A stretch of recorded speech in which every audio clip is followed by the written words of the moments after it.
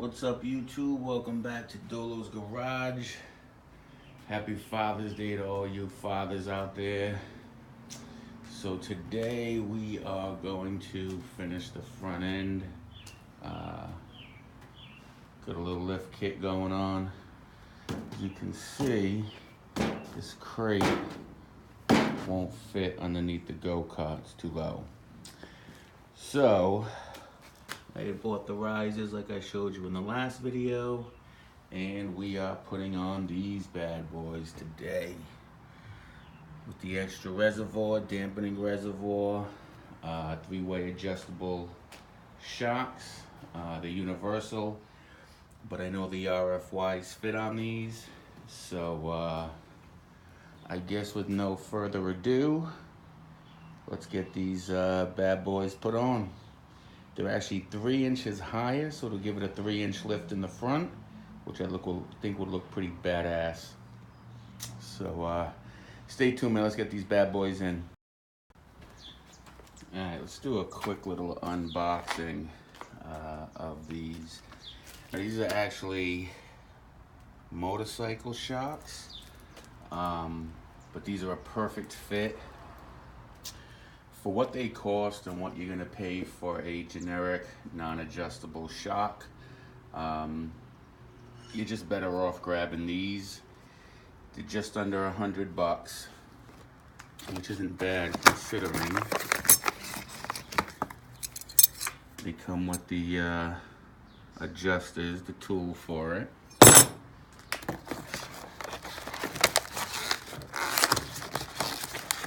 Trying to do stuff with one hand. I think I need a cameraman.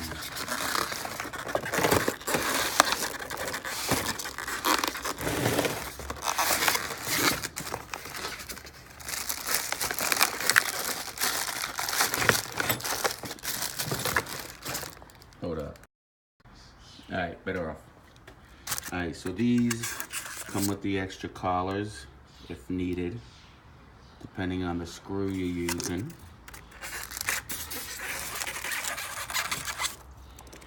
And these are 3-way adjustable, so you have your adjustment on this, where this will come down. You also have your adjustment here, which is reason for your tool. And you have this screw right here that can be adjusted for the dampening. And this extra reservoir holds hydraulic fluid.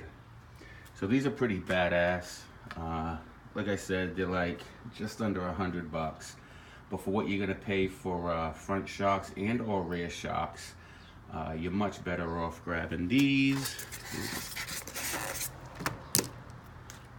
And probably get the other one. Here we go, right under here. So those are gonna be your collars depending on what bolts you're using. So I'm pretty eager to get these in.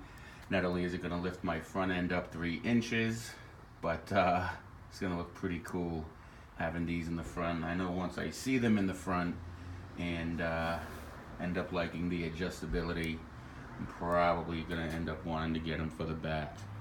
But for right now, let's get these in the front and adjust the rate on them.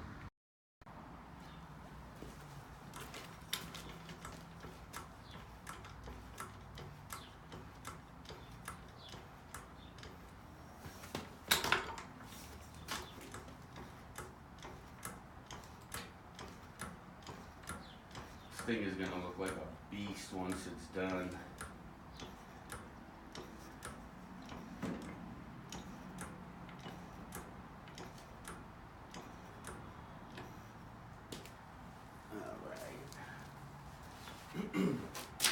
I may or may not need washers, just depending on how it's gonna fit.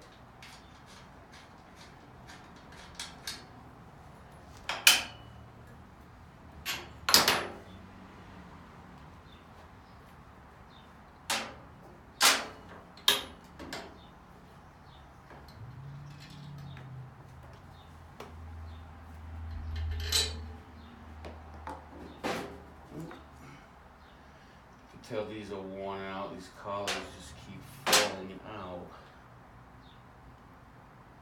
Huh. That's odd.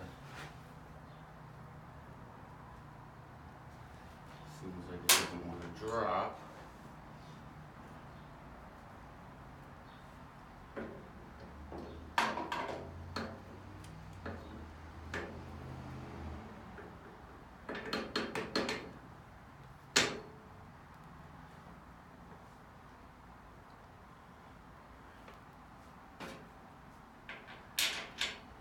Looks like I won't need washers. Let me put some jack stands under this. I'll be right back. Alright, man, there's that front end lifted. But what I don't like is the pitch of the ball joints. Bye, Father. Let me get in close. Alright, so these are the angles of my ball joints. I don't know if that's normal. You're supposed to be able to have a 13-inch coil. These are 12.5. These ball joints go with the BDX AMs. These here are the extenders for the lift. But I don't know about that damn pitch on the ball joint. I know they're supposed to do that. It just seems kind of excessive.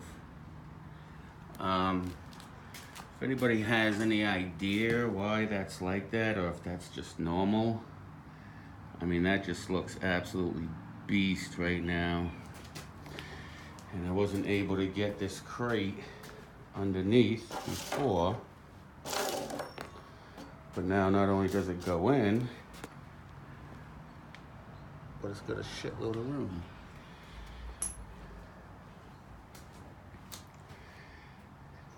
Definitely looks awesome.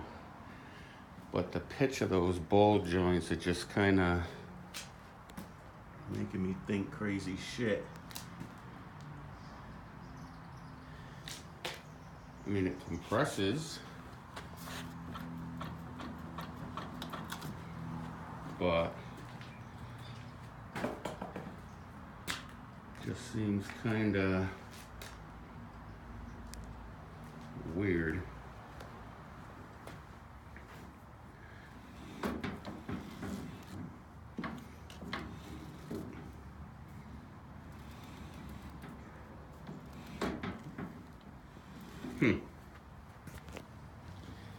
I'm gonna check it out, tweak some shit, see what I can come up with. We'll be back.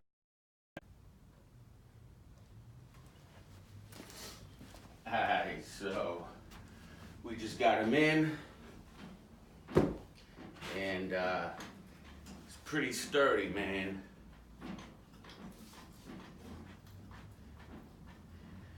So I actually cut the shanks down on the bottom barrel that adjusts the height of the coil itself. So now I'm actually a little shorter, probably about ½ inch at best, but they actually fit in easier, whereas before I had to compress the coil a little bit before I could actually get it in. But it's pretty sturdy, man. Definitely like it.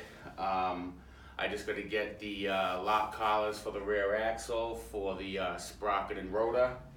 I'll probably tweak a couple things in the front.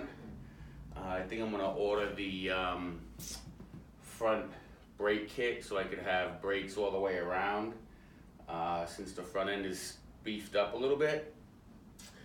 But yeah, the old ball joints, man, they would wiggle no matter how hard you tighten them. It still had too much play in that retaining ring that was at the top of the ball joint. But this front end is pretty damn beefy, man. I don't think anything's gonna break this unless I was doing about 45 into a wall. But other than that, it's nice, man. I like it. I'm about 270 sitting on the front end, and it's definitely holding me well. It's not jankety in the front, it's pretty sturdy.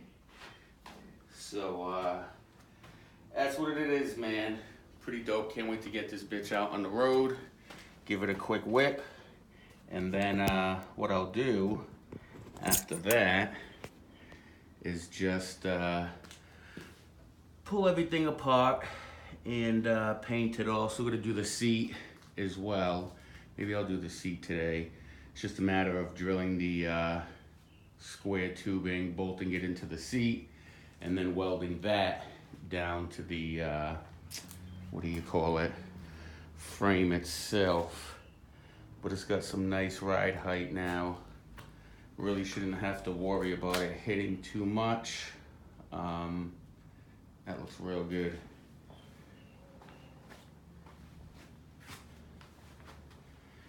Definitely some awesome ground clearance right there. This here F dog is beefy. Should just call it the beef dog. Good shit. Alright, man, stay tuned. I'll probably put the seat in and tweak a couple of things. I still gotta put the chain on, adjust the motor. But there really ain't too much more that I have to do at this point, other than just fine-tuning a couple of miscellaneous things. But other than that, I'm gonna take it out, take it for a ride, see how it handles, how it turns, brakes and stops, and like I said, then I'll just pull it all apart, get it all painted. I got a lot of add-ons that I'm gonna add on to this go-kart, lighting. I still gotta charge up the battery so that I could actually start it with the key. I'll probably put that key switch up front near the steering wheel, probably on the side. I'll mount it in somehow, weld it onto that steering upright. But awesome. All right, stay tuned.